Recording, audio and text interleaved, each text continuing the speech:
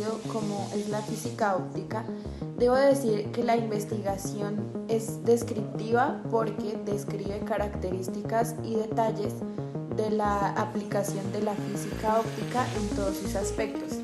Es también explicativa porque explica los procesos que componen la física óptica, y es exploratoria porque es un tema que requiere conocer diferentes enfoques, partes, ventajas, y lo que me permitió hacer una búsqueda exploratoria y destacar lo más importante de la física óptica.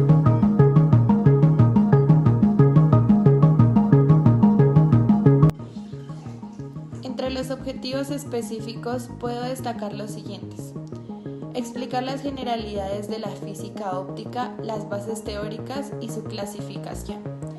Destacar las ventajas de la física óptica y la aplicación en la vida del hombre. Y por último, resaltar el futuro de la física óptica y sus aplicaciones en un contexto de las tecnologías de la información y la comunicación.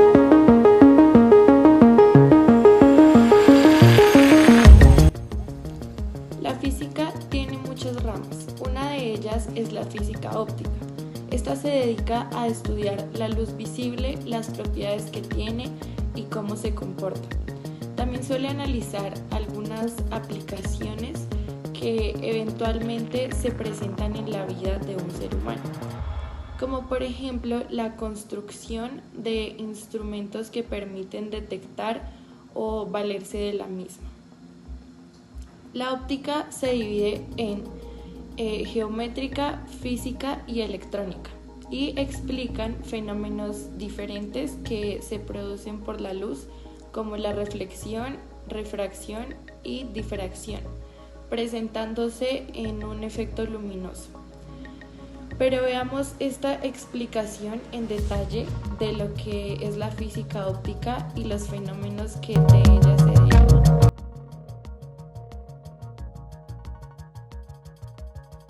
Formación de imágenes en el ojo.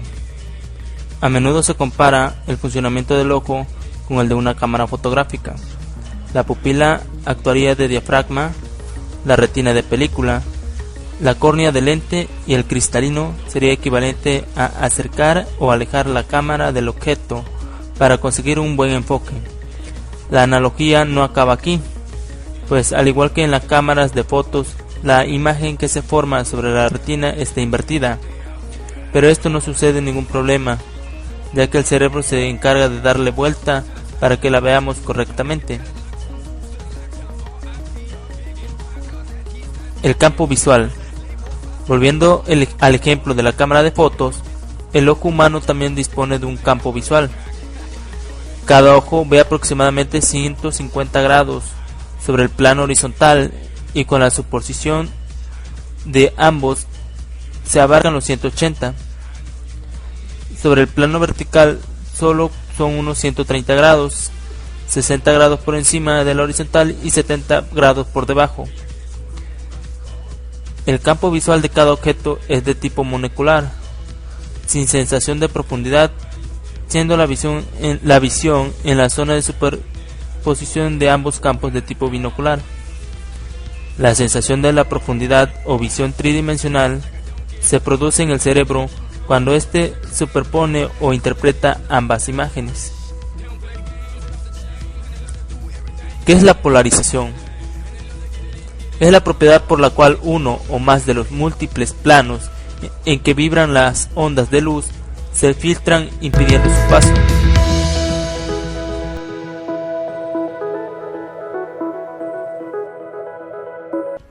Las ondas son perturbaciones que portan energía y se desplazan ya sea por el vacío o por un medio material.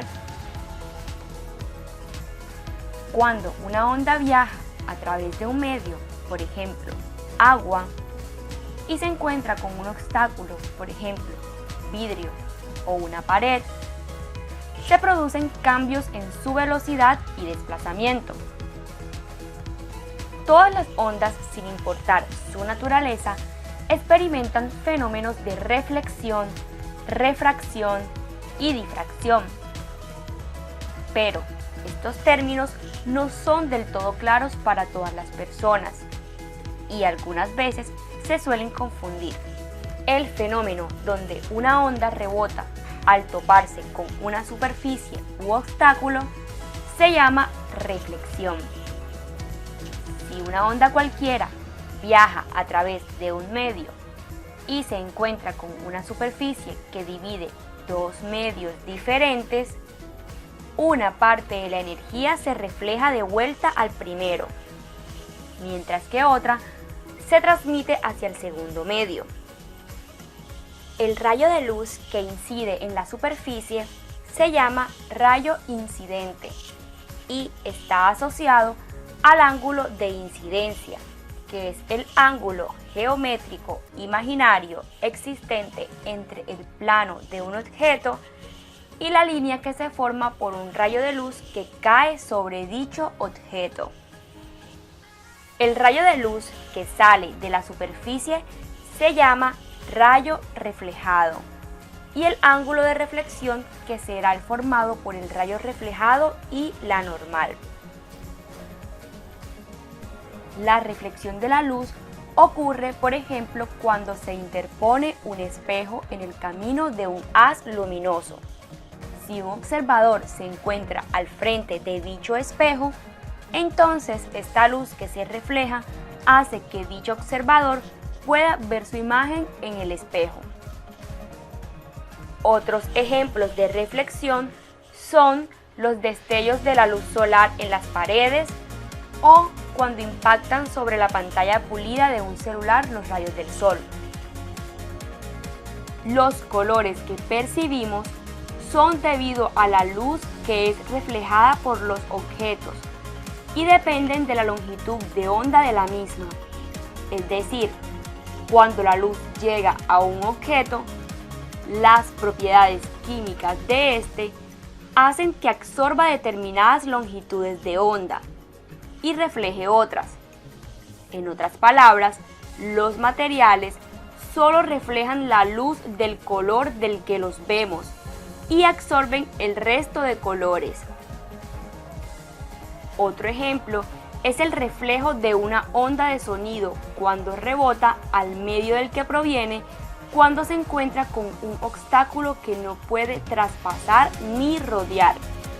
Este fenómeno lo conocemos como eco. La refracción, por su parte, consiste en el cambio de dirección y velocidad que sufre una onda cuando pasa de un medio a otro distinto, como por ejemplo al pasar de aire a agua. Cuando ocurre refracción de la luz, esta cambia de dirección o se dobla a medida que atraviesa el límite entre dos medios. Lo que ocurre básicamente es que cuando un rayo de luz atraviesa el aire hasta golpear un cuerpo de agua, el rayo de luz llega a un ángulo particular a la superficie del agua.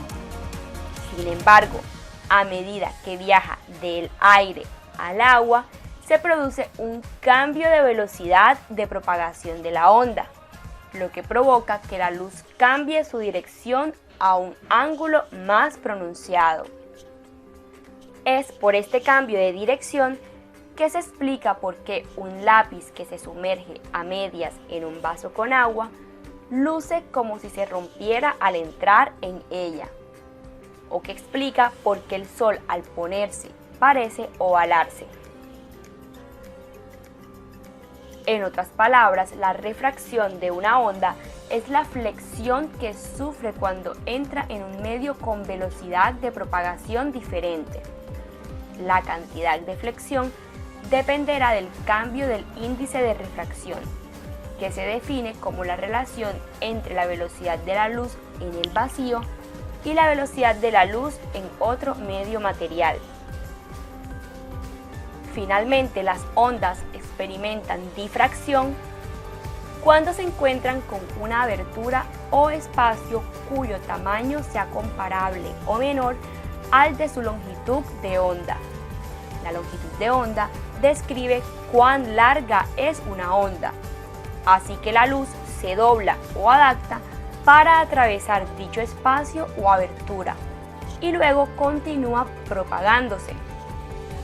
Este fenómeno es observable, por ejemplo, cuando los rayos del sol atraviesan una rejilla, o en la luz que rebota de un disco compacto, o los colores que se observan en las burbujas de jabón. Otra manera de observar este fenómeno es en el ejemplo de un prisma. Un prisma es un objeto capaz de refractar, reflejar y descomponer la luz en los colores del arco iris. La dispersión de la luz al pasar por un prisma es producto de que la onda de luz blanca está compuesta de varias longitudes de ondas, pero que al ingresar dentro del medio experimentan distintas velocidades. Otro ejemplo es la técnica de la difracción de rayos X, fenómeno físico que se produce al interaccionar un haz de rayos X de una determinada longitud de onda con una sustancia cristalina, tal como podemos ver en pantalla. En resumen, mientras que en el fenómeno de reflexión la luz no atraviesa ningún medio, sino que se regresa a la fuente, en la refracción la luz sí atraviesa un medio, mientras que en la difracción, aunque técnicamente la luz no atraviesa un medio, sí lo bordea. Aunque el ángulo de incidencia y el ángulo de reflexión son los mismos en el caso de la reflexión, estos ángulos no son iguales en refracción ni difracción. En la reflexión, la luz regresa al mismo medio, mientras que en la refracción, la luz viaja de un medio a otro. Y en la difracción, la luz simplemente cambia su longitud de onda.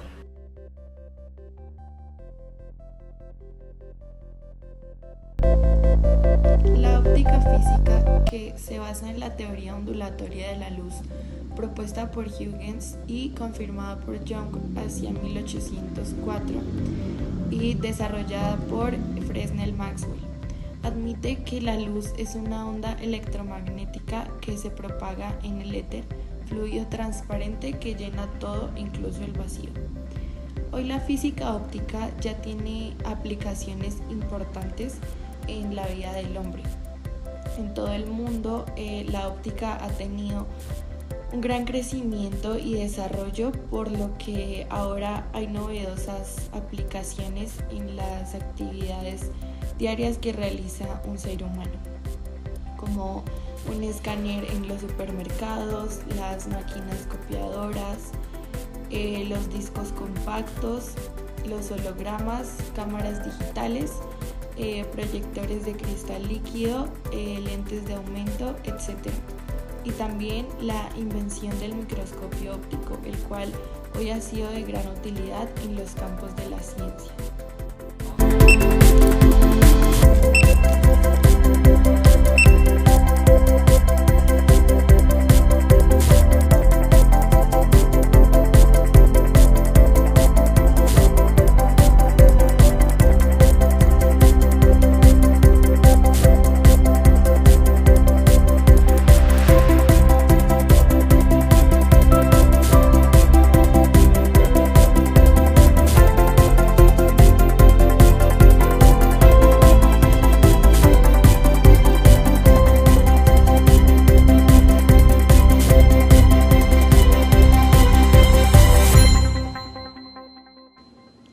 La física óptica sigue avanzando.